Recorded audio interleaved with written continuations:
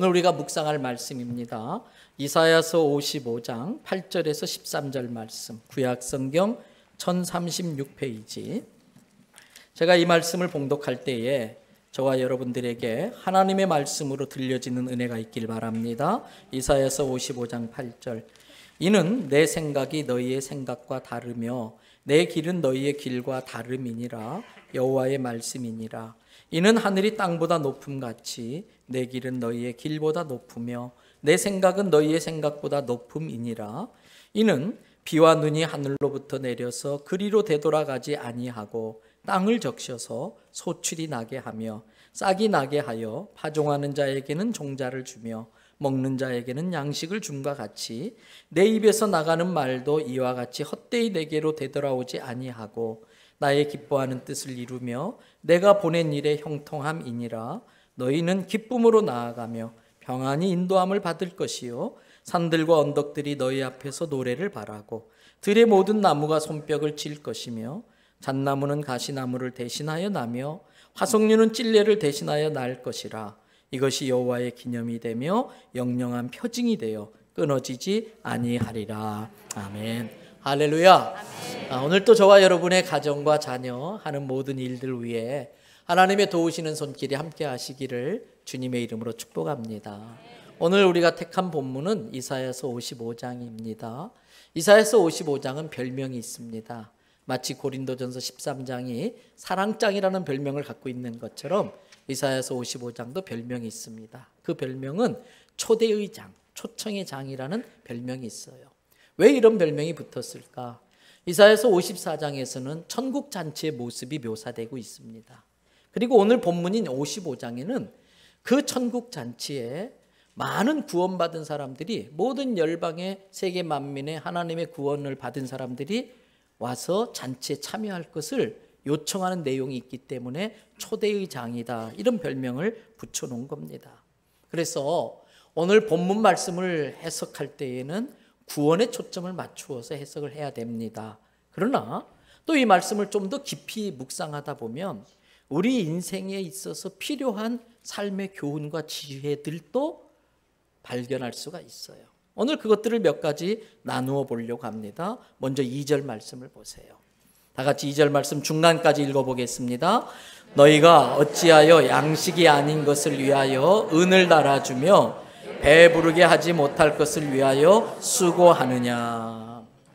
사랑하는 대연성결교회 성도 여러분, 이 시간 우리가 인생을 잘 살기 위해서 꼭 배워둬야 될 교훈이 하나 있습니다.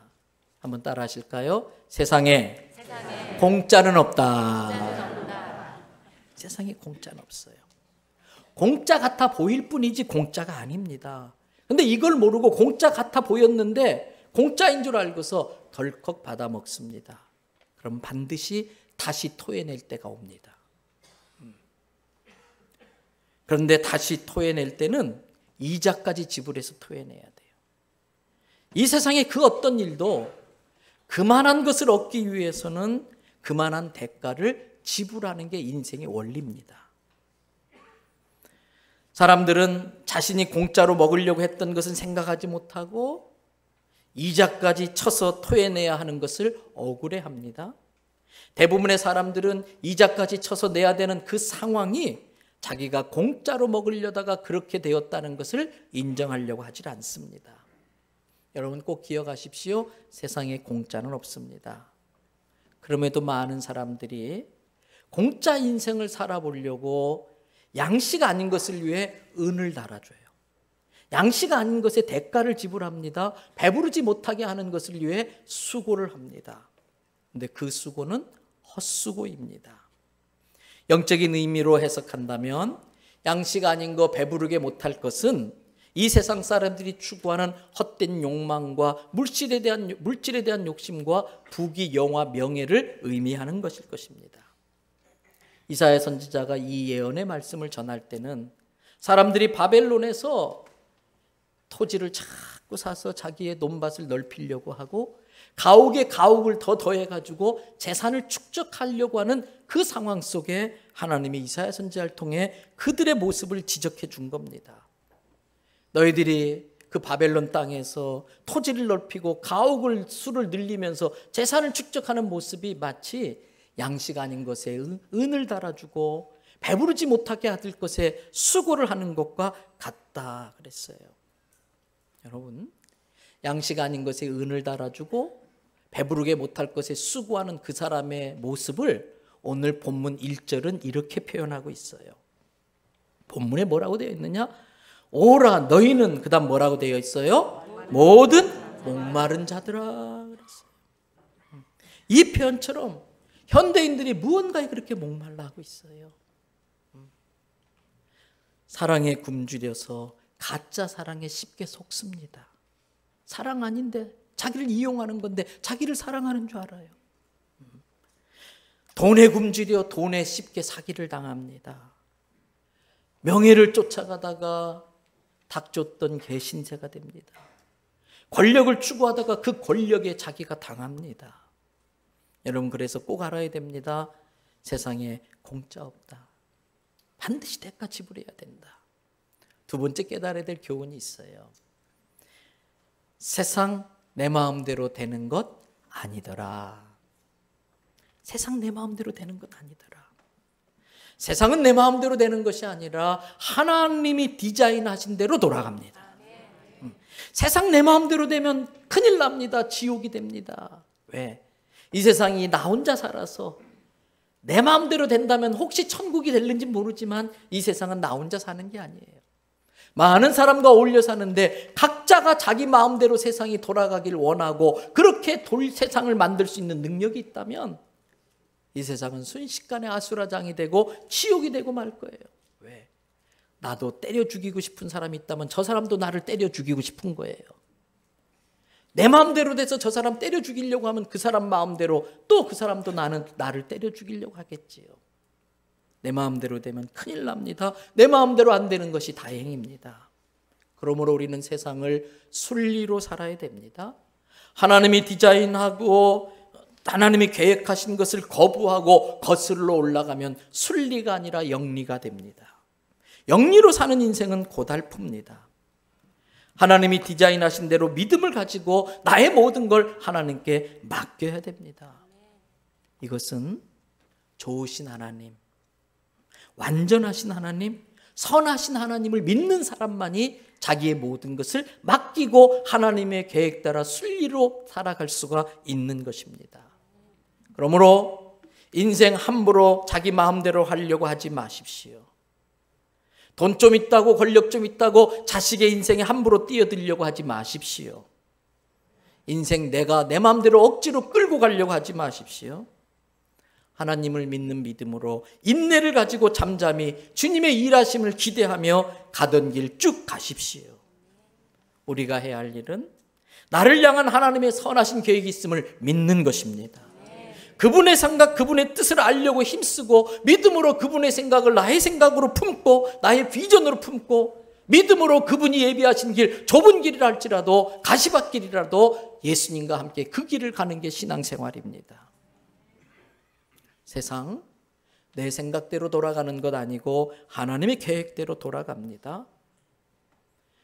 이것을 인정할 줄 모르고 이것을 깨닫지 못하고 그래서 자기가 하고 싶은 대로 하는 걸 포기하지 못하고 또 다른 무언가에 목말라 하면 마치 어릴 적 무지개 예뻐서 그 무지개 한번 잡아보려고 무지개 쫓아가는 것처럼 배부르게 못할 것, 양식 아닌 그것을 위해 은을 달아주고 수고하는 인생을 살다가 망하는 것이지요.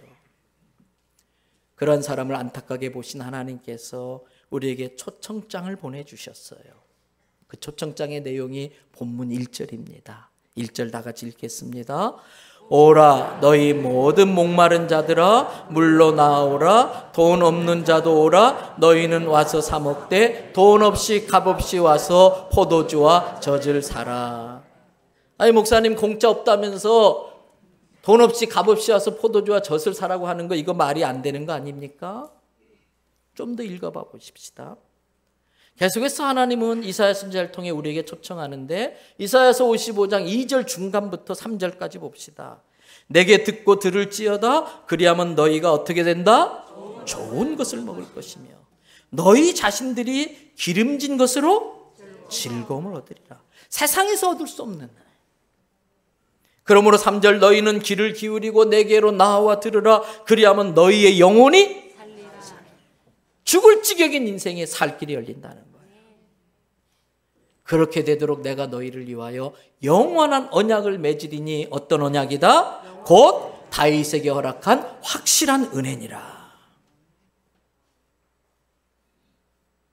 세상에 공짜 없어요? 내 마음대로 되지 않아요? 그런데 이때 깨달아야 될 게 있어요. 공짜는 없어도 은혜는 있습니다. 공짜는 없어도 은혜는 있습니다. 다윗에게 허락한 확실한 은혜가 무엇입니까? 구약의 다윗은 신약의 예수 그리스도의 예표입니다. 그러므로 하나님께서 다윗에게 허락한 확실한 은혜는 예수님을 통해 나타날 하나님의 무조건적인 무한한 사랑인 것입니다. 그 사랑의 증인으로 하나님께서 예수님을 보내셨어요. 4절 말씀을 보세요. 보라 내가 그를 만민에게 증인으로 세웠고 만민의 인도자와 명령자로 삼았으니, 여기서 그는 예수 그리스도를 의미합니다. 하나님께서 예수 그리스도를 만민에게 무엇으로 세웠다? 증인으로. 어떤 증인입니까? 이중적 증인입니다. 첫째는 우리에게 하나님의 증인으로 예수님이 오셨습니다. 우리에게 하나님의 증인으로 오셔서 예수님이 증언해 주시는데, 하나님이 너희를 사랑해. 하나님이 너희를 있는 모습 그대로 사랑해. 하나님은 끝까지 너희를 포기하지 않아. 하나님이 어떤 분인지를 우리에게 증인으로 예수님이 나서 주셨습니다. 뿐만 아니라 예수님은 하나님께 우리의 증인 되어 주셨습니다. 하나님께 우리의 증인 되어 주셨습니다. 하나님, 쟤들 죄 없어요. 쟤들 이제 죄 문제 다 해결됐고 의로움 받을 만한 자격을 갖추었어요. 하나님, 쟤들 천국 가야 돼요. 하나님을 향하여 예수님이 우리의 증인 되어 주시면서 우리의 무죄함을 하나님 앞에 부르짖고 계시는 거예요. 근데 어떻게 우리가 죄가 없을 수 있어요? 어떻게 우리가 죄가 없다고 그런 대우를 받을 수 있어요?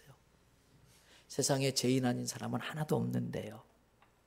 그래서 자기만큼은 절대 의인이라고 자부했던 그 사도 바울이 예수님을 만나고 하나님의 공의를 알게 되자, 하나님의 거룩함을 알게 되자, 하나님의 완전한 성결을 알게 되자, 바울은 나는 죄인 중에 괴수요.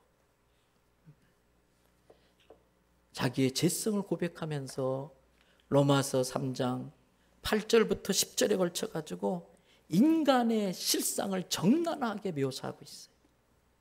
인간의 실체를 너무나 부끄럽게 적나라하게 다 드러내고 있어요. 로마서 3장 10절에 뭐라고 되어 있습니까? 기록된 바 의인은 없나니? 하나도 없다. 하나님을 깨닫는 자도 없고, 자기가 죄 가운데 있다가 지옥에 멸망당할 것을 깨닫는 자도 없고, 하나님이 없으면 안 된다는 걸 모르고 하나님을 찾는 자도 없다. 그리고 마귀의 거짓말에 또가 12절, 다 죄 가운데 치우쳐서 하는 일들마다 모두 다 무익한 일들만 하고, 배부르지 못할 것을 위해서 헛수고를 하고, 양식 아닌 것을 위해 은을 달아주고 있고, 하나님이 기뻐하는 선을 행하는 자는 없나니 하나도 없다. 13절, 그들이 입을 열면 마치 이스라엘은 바위에 굴을 파서 시체를 넣어놓는데 뚜껑을 닫아놓지 않습니까? 겉으로는 그 무덤을 포장해가지고 하얀 회칠을 해놓고 그림을 그려놓지 않습니까? 뚜껑을 여는 순간 시체 썩는 냄새. 근데 우리의 모습이 그렇다는 거예요. 입을 열기만 하면 시체 썩는 냄새가 우리에게 난다는 거예요. 우리 속에 썩은 시체를 갖고 있는 더럽고 추한, 썩은 시체 같은 더럽고 추한 죄가 나온다는 거예요. 그 혀로는 속임을 일삼으며 여기 가서 막 이런 이야기하고 저기 가서 저런 이야기하고 여기 가서 칭찬하고 저기 가서 저주하고, 마치 뱀의 혀가 둘로 갈라진 것처럼 그 입술에는 독사의 독이 있고, 14절, 그 입에는 저주와 악독이 가득하고 15절 그 발은 다른 사람의 피를 흘리게 하는데 재빠르고 그래서 결국은 그 인생의 결론은 16절 파멸과 고생이 그 길에 있어 17절 평강과 편안을 알지 못하고 늘 말씀드리죠. 사탄은 재미를 주고 기쁨을 뺏어가요. 사단은 우리로 하여금 펀을 추구하고 조의를 누리지 못하게 해요. 사단은 우리에게 컴포터블 편리함을 구하게 만들고 평안을 빼앗아 버려요. 평강의 길을 알지 못하였고 그러면서도 감히 19절 그들의 눈앞에 하나님이 멀쩡히 살아계심에도 불구하고 하나님을 두려워할 줄 모르는 이 시대의 가장 비극, 이 시대의 가장 아픔은 하나님을 두려워하지 않는 거예요. 대통령부터 모든 국민이 하나님을 두려워할 줄 알면 이 나라는 살기 좋은 나라가 될 줄로 믿습니다. 여러분, 우리 인간이 바로 그런 존재, 한마디로 죄로 멸망당할 존재예요. 근데 예수님께서 하나님 앞에 우리에게 증인으로 나섰어요. 근데 하나님, 그건 옛날 일이에요. 하나님 임서공은 이전의 임서공이 아니에요. BCS AD로 바뀌어버리고 말았어요. 증언하시는 거예요. 그렇게 감히 공의로우신 하나님 앞에서 우리를 의롭다고 증언하실 수 있는 이유가 뭘까? 로마서 5장 8절부터 11절을 보세요. 8절은 이미 우리가 예우는 구절이죠. 우리가 아직 죄인 되었을 때, 다 같이 우리가 아직 죄인 되었을 때에 그리스도께서 우리를 위하여 죽으심으로 하나님께서 우리에게 대한 자기의 사랑을 확증하셨느니라. 할렐루야. 우리가 뭐 잘난 게 없어, 의로운 게 하나 없어요. 여전히 죄인 가운데 있었어요. 근데 예수님이 십자가에서 우리의 죄를 대신해서 죽어주심으로 죄값을 대신 갚아주셨어요.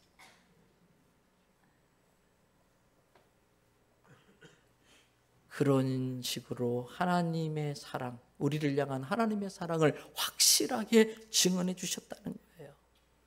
그 결과로 9절을 보십시오. 이제 우리가 예수의 피로 말미암아 의로우심을 받았다고 했으니까 이제 그 예수의 피로 말미암아 하나님의 진노와는 상관없는 사람들. 하나님의 진노와는 상관이 없어요. 10절.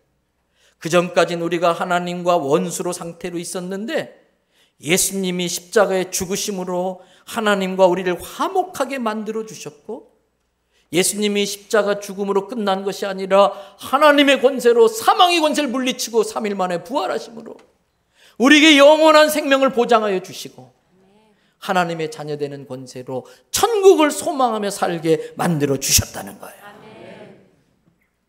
그뿐 아니라 11절 보십시오. 그뿐 아니라 이제는 우리로 화목해 하신 예수님이 우리에게 있기 때문에 매일매일 그 예수님과 동행하며 예수님 믿고 살아갈 때에 우리는 하나님 안에서 또한 즐거워하느니라.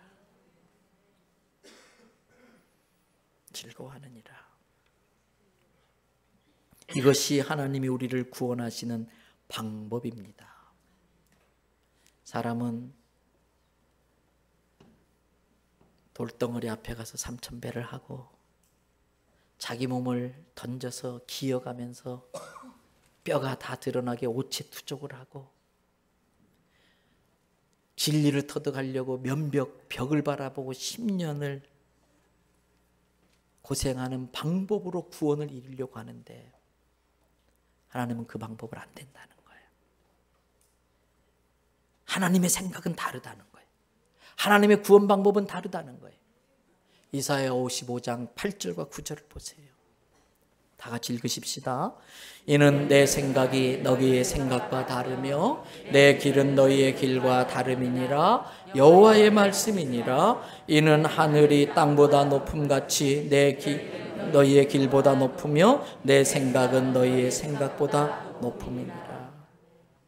양식이 아닌 걸 위해 은을 달아주며 배부르게 못할 것을 위하여 수고함으로 스스로 목마름에서 벗어나고 스스로 자신을 구원해 보려고 하지만 헛수고만 하고 있는 그 인생을 위해서 하나님이 우리가 생각해낼 수 없는 생각으로 우리가 만들어낼 수 없는 길을 만들어서 우리를 구원해 주셨다는 겁니다. 그것은 하나님이 친히 사람의 몸으로 그 전능하신 하나님, 그 영적인 하나님이 이 물질, 이 좁은 물질 안에 가둠으로 가장 위험에 자기를 노출하는 가장 위험한 모험을 통해 여전히 죄 가운데 있는 우리를 십자가의 자기 생명으로 죄값 지불해 주시고 구원해 주시는, 그래서 마귀의 사망의 권세에서 해방시키는 방법을 택하셨다는 거예요. 그 방법으로 우리를 자녀 삼아 주셨습니다. 그래서 더 이상 헛수고로 쓸데없는 수고하지 않아도 되게 해 주셨다는 거예요. 여기에서 우리가 깨달아야 될 네 번째 진리가 있어요. 세상에 공짜 없습니다. 세상 내 마음대로 되지 않습니다. 공짜는 없지만 은혜는 있습니다. 여러분, 그 다음에 깨달아야 될 진리가 있어요. 근데 그 공짜가 아무에게나 해당되는 게 아니라는 거예요. 그 공짜가 아무에게나 해당되는 건 아니에요. 공짜는 자식에게만 해당돼. 남에게는 공짜가 없지만 자식에게 무조건 다 공짜예요. 자식에게 무조건 공짜로 주는 것을 은혜라고 말하는 겁니다. 인생은 노력으로 사는 것도 아니고 공짜로 사는 것도 아니고 하나님의 자녀된 자에게 하나님이 값없이 주시는, 공짜로 주시는 하나님의 은혜로 산다는 걸 깨달으시기 바랍니다. 여러분, 인생 살면서 대가 다 지불하고 살려면 참 고달픕니다. 인생 살면서 대가 다 지불하고 살려면 인생 참 고달픕니다. 제가 목회하면서 우리 성도들 볼 때에 아직도 믿음이 없어서 자기가 자기 인생 대가 지불하며 살려는 사람들이 많아요. 예수님 믿으면서 하나님의 은혜와 전혀 상관없이 신앙생활하는 사람 많이 있어요. 그런 사람은 신앙생활 하면서도 고달픕니다. 여러분, 마귀에게 쏘가 양식 아닌 것, 배부르게 못할 것을 위해 대가를 지불하고 살면 억울한 일입니다. 우리의 목마름을 이용해서 양식 아닌 것에 인생을 낭비하게 만들고 배부르지 못할 것을 위해 헛수고하게 하는 마귀에게 속지 마십시오. 대신 하나님의 은혜 안에 들어오십시오. 자식에게 모든 게 공짜입니다. 고아가 식당에 가면 가장 먼저 가격표를 봅니다. 자식은 식당에 가면 가장 먼저 뭐가 제일 맛있나부터 봅니다. 자기가 직접 음식값을 지불해야 되는 자식은 가격표부터 보지만, 부모가 모든 걸 지불해 줄 것을 믿는 자식은 내가 먹고 싶은 게 뭘까? 뭐가 제일 맛있을까? 그것만 생각하는 거예요. 여러분, 부모가 내 모든 걸 지불해 줄 것을 믿으면 인생이 가벼워져요. 은혜를 알면 억울함이 사라져요. 우리 주 예수 그리스도로 말미암아 하나님 안에서 즐거움이 뭔지를 깨닫게 돼요. 좋은 것을 먹으며 기름진 것으로 즐거움을 얻는 인생을 살 수가 있는 거예요. 그래서 본문에서는 그 사람의 모습을 이사야서 55장 12절 13절에 이렇게 말합니다. 다 같이 읽어봅시다. 너희는 기쁨으로 나아가며 평안히 인도함을 받을 것이요 산들과 언덕들이 너희 앞에서 노래를 바라고 들의 모든 나무가 손뼉을 칠 것이며 잣나무는 가시나무를 대신하여 나며 화석류는 찔레를 대신하여 날 것이라. 이것이 여호와의 기념이 되며 영영한 표징이 되어 끊어지지 아니하리라. 12절 말씀 다시 띄워주세요. 예배당에 올 때 아무 생각 없이 온 사람도 있을 수 있어요. 의미 없이 와 있는 분들도 있을 수 있어요. 그래서 털레 터벅터벅 왔을 수도 있어요. 근데 예배는 뭐예요? 하나님의 음성을 듣는 시간이에요. 하나님의 은혜를 받는 시간이에요. 오늘 너는 내 자녀야. 너의 방법이 아닌 나의 방법으로 널 구원해 놨어. 이제 너는 내 안에서 기름진 것으로 즐거워하고 평안을 누리게 될 거야. 이 음성 들으러 온 거예요. 그래서 하나님은 선하시고 완전하시고 좋으신 하나님, 그런데 그분이 내 아버지시더라고. 그래서 그분은 나에게 항상 좋은 것 값없이 공짜로 주신다는 걸 믿음이 생기면, 오늘 딱 예배당에 나가면요 12절 보세요. 기쁨으로 나아가며 평안히 인도함을 받을 것인데, 산들과 언덕들이 우리 앞에서 막 산들이 노래를 해. 나무들이 막 박수를 쳐요. 예배당에 들어올 때는 그저 그런 태양이었는데 오늘 은혜 받고 딱 나가면 나가자마자 내 눈에 들어온 햇볕이 반짝반짝반짝 축복해. 너를 축복해. 그냥 스치던 차가운 바람인데 은혜 받고 나가면은 그 산들바람이 너 얼마나 사랑스러운지 몰라.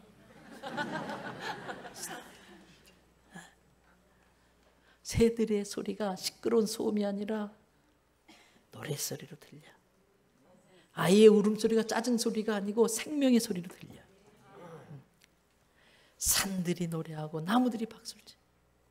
그러면서 13절 보세요. 내 인생을 아프게 만들었던 가시나무를 뽑아내고 잣나무를 대신 심어주셔. 조금만 움직여도 아야 이렇게 찔리게 했던 그 찔레나무를 뽑아버리고 가치 있는 유실수, 상록수, 화석류로 바꿔주셔요. 그러면서 너는 살아계신 하나님의 영원한 표징이야. 너는 내가 살아있다고 하는 기념탑이야.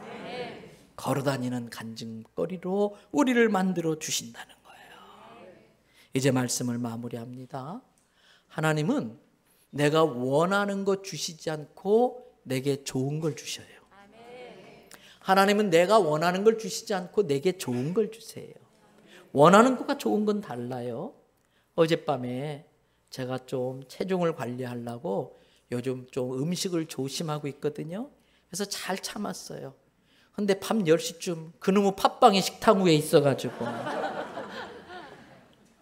결국은 못 참고 먹었어요. 아내가 말리는데 먹었어요. 새벽에 일어나는데 속이 더부룩하더라고요. 내가 원하는 것과 내게 좋은 건 달라요. 내게 좋아하는 것과 내게 좋은 것은 달라요.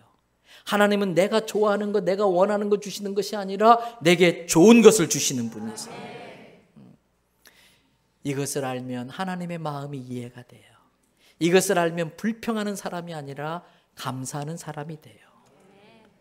또 하나님은 내가 생각하는 방법으로 주시지 않고 하나님의 방법으로 주세요. 하나님은 내가 생각하는 방식이 아니고 하나님 스타일, 하나님 방식으로 주셔요. 바둑으로 치면 하나님은 수가 많으신 분이에요. 하나님은 내가 읽지도 못하는 수를 다 읽고 계세요.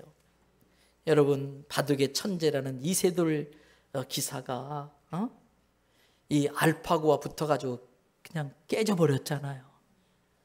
전 세계가 그것 때문에 막 이슈가 되고 충격을 먹었잖아요.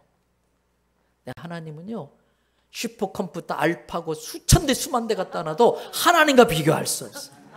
하나님에게는 신의 한 수가 있으셔. 그 신의 한 수를 나를 위해 쓰는 걸 믿으시기 바랍니다. 그게 우리의 믿음 돼야 되는 거예요. 그러므로 하수는 고수의 지도만 받으면 돼요. 하수가 고수 앞에서 까불면 망해요. 그냥 고수가 가르치는 대로 하수는 따라가면 돼요. 하나님은 나의 영원한 고수인 줄로 믿습니다. 그 하나님의 지도를 받으면 얽혔던 인생, 막혔던 인생이 풀리고 뚫어지는 줄로 믿습니다. 또 하나님은 내가 원하는 때 주시지 아니하고 하나님 보시기에 가장 적절한 때에 주세요. 하나님께 하루는 천년 같다고 그랬어요. 또 하나님께 천년은 하루 같다고 그랬어요.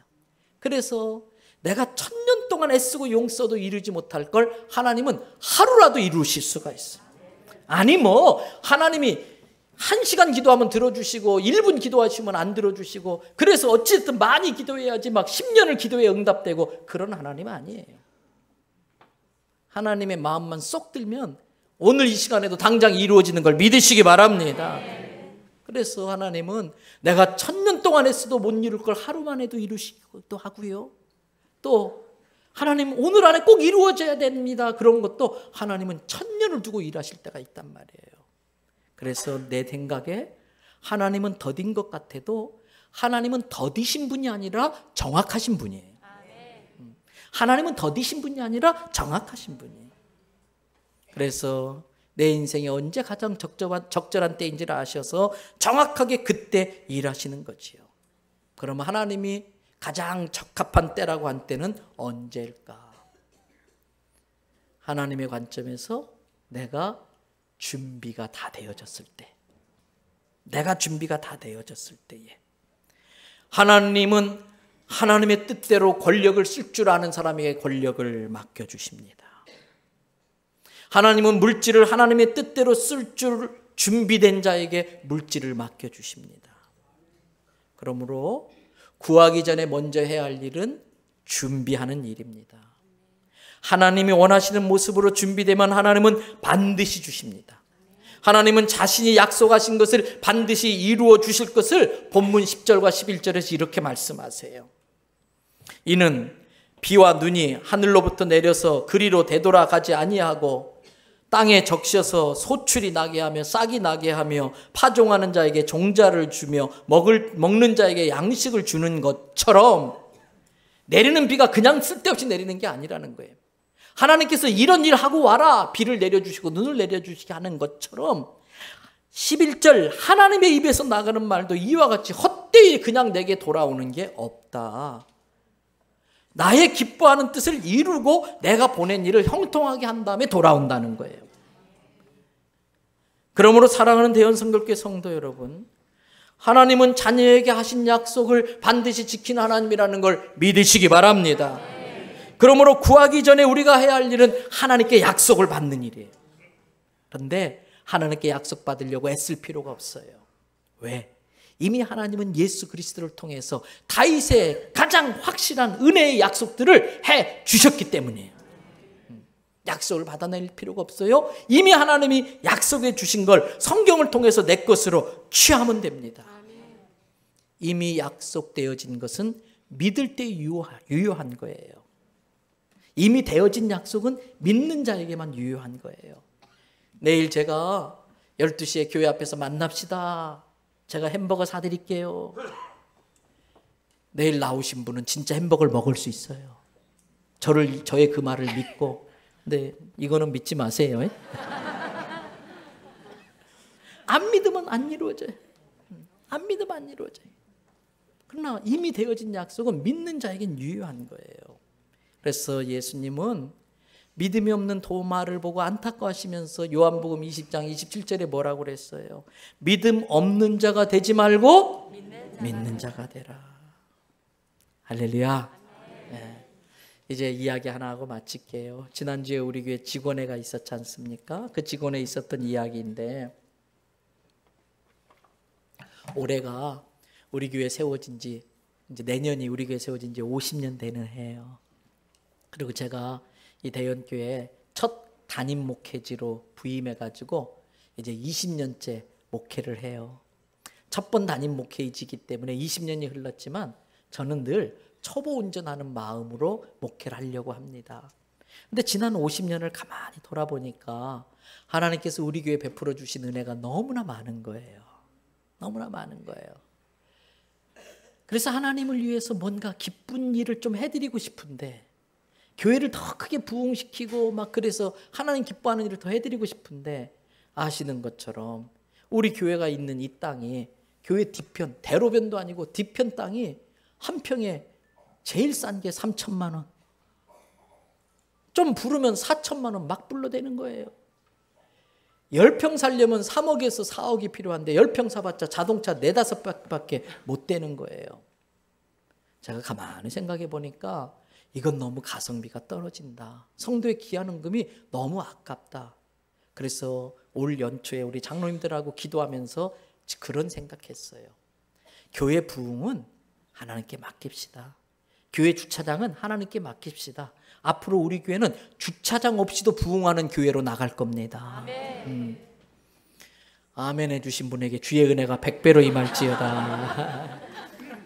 방송실 다시 거꾸로 돌려주세요.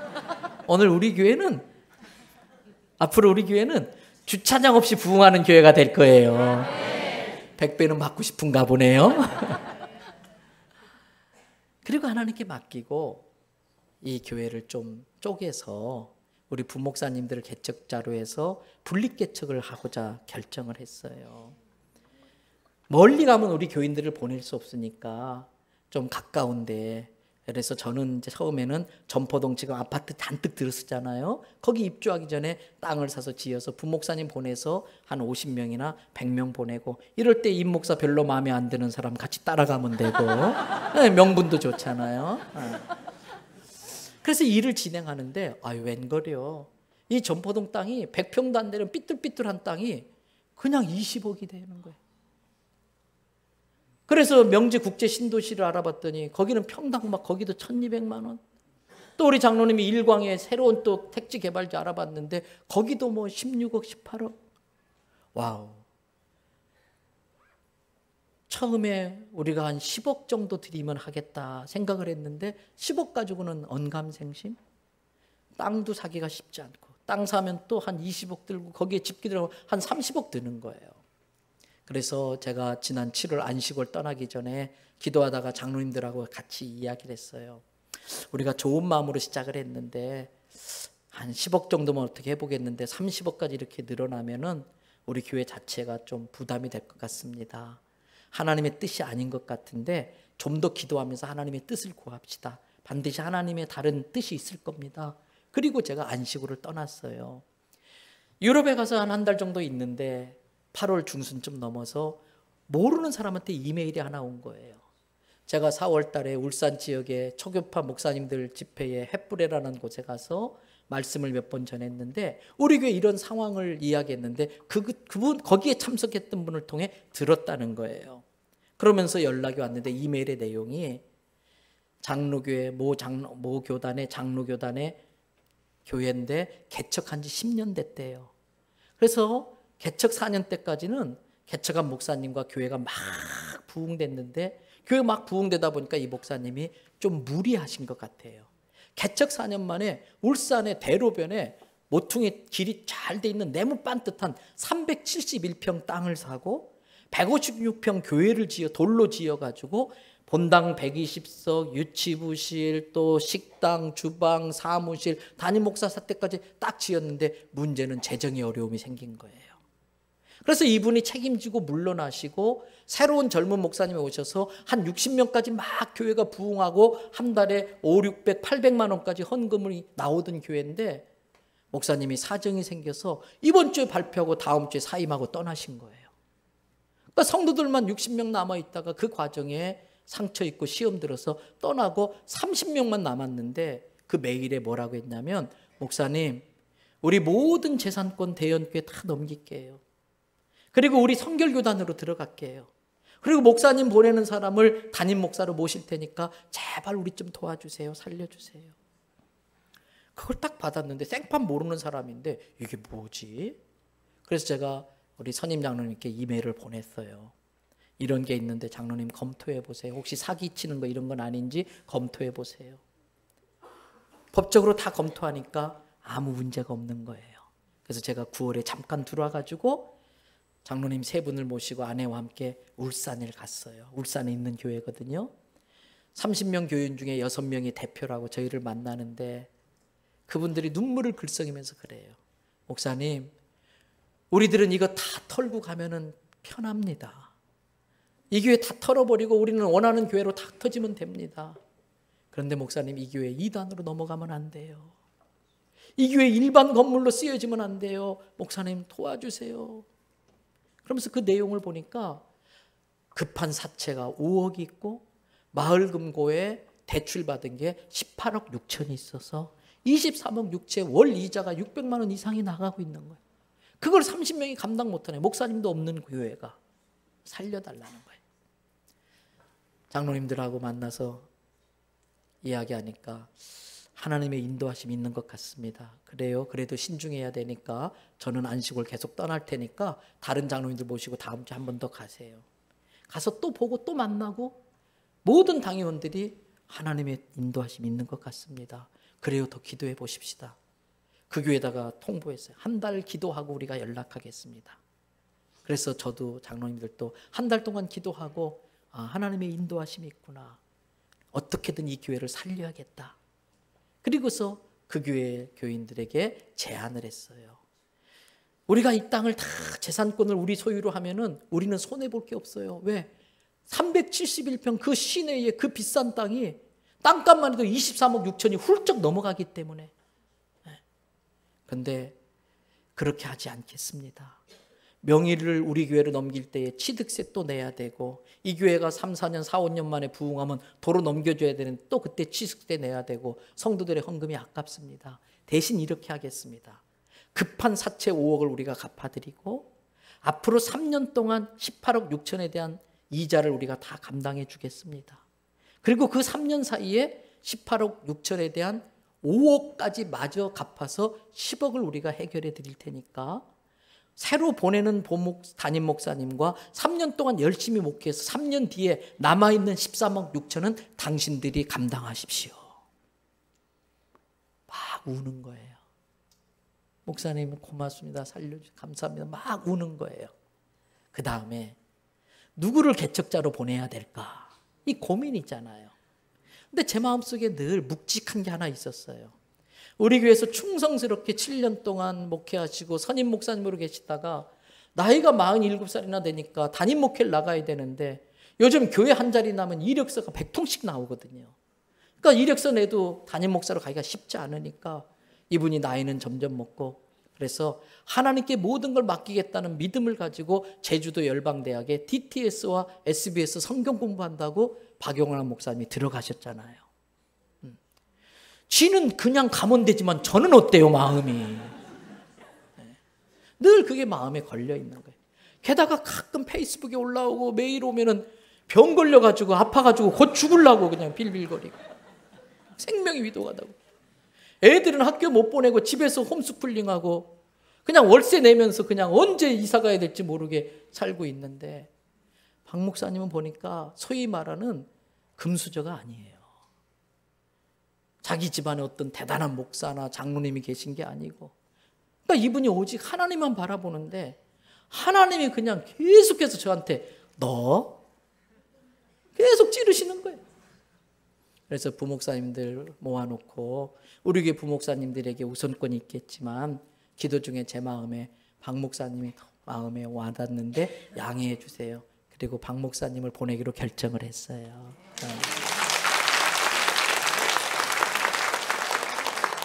그리고 지난 수요일 날 이제 박 목사님의 자기소개서 이력서를 보냈는데 그걸 받아본 분들이 막 울었대요. 박 목사님이 건국대학교 건축학과 나와서 건축기사지요. 또 MDB 대학원 나왔지요. 순복음에서 청소년 시절에 죽을 병에 걸렸다 기도받고 나왔지요. 사모님은 막 오른쪽이 아니라 오르간 막 연주 음대를 나와서 오르간 반주하죠. 이걸 보더니 목사님 우리에게 너무 과분한 분을 보내주셨어요. 어떻게 이런 분을 보내주세요. 또 이분이 성경 공부 정말 잘 가르쳐 주는데 걷다가 또 예수전도단 열방대학 가서 공부까지 했으니까 제주도 가서 얼마나 대단하게. 지난 수요일 날 만나게 했더니 너무나들 좋아하시는 거예요. 그래서 12월부터 단 박 목사님이 개척자로 와서 목회를 하고 내년에 이제 개척 예배를 드릴 겁니다. 여러분, 박 목사님이 하나님만 바라보고 기도하니까 하나님께서 그렇게 역사하신 것 같아요. 그런데 딱 그렇게 결정했는데 제 마음에 믿음이 생기더라고요. 하나님은 이렇게 흘려보내는 것도 10의 1조 원리로 적용해 주신다는 믿음이 있었어요. 그래서 우리가 10억 갖춰주고 3년 동안 이자하면 한 3억쯤 될 것 같은데 숫자 그대로 한다면 13억 정도, 부채 전체를 다 감당한다면 24억 정도인데 11조 원리를 적용하면 반드시 하나님께서 우리 교회에 130억 내지 240억짜리의 일을 역사하실 줄로 믿습니다. 그래서 앞으로 교회 주변에 건물이 나면 무조건 사고 말 거예요. 왜? 하나님이 이렇게 믿음 주셨으니까. 이번에 개척하는데 헌금하는 시간은 따로 갖지 않을 겁니다. 그동안 여러분이 드리는 헌금들을 다 모으고 또 앞으로 3년 동안 모아져서 갚을 건데, 그럼에도 주님이 주시는 감동이 있지 않습니까? 우리가 교회 평생 몇 번 개척해 보겠어요. 이번 개척에 그래도 나의 물질을 보태고 싶습니다. 마음에 감동이 되는 분들이 이렇게 개척 헌금에 한다면 저는 말릴까요? 안 말릴까요? 절대 안 말려요. 그래서 성령의 감동이 되면 그렇게 동참하시면 앞으로 3년, 5년, 10년 뒤에 울산에 우리 교회만큼 더 건강한 좋은 교회가 생겨날 줄 믿습니다. 제가 그걸 되어가는 걸 과정을 보면서 사람의 뜻대로 되는 게 아니구나. 사람의 계획대로 되는 게 아니구나. 사람이 그 길을 계획한다 할지라도 그 걸음을 인도하시는 분은 여호와 하나님인 줄로 믿습니다.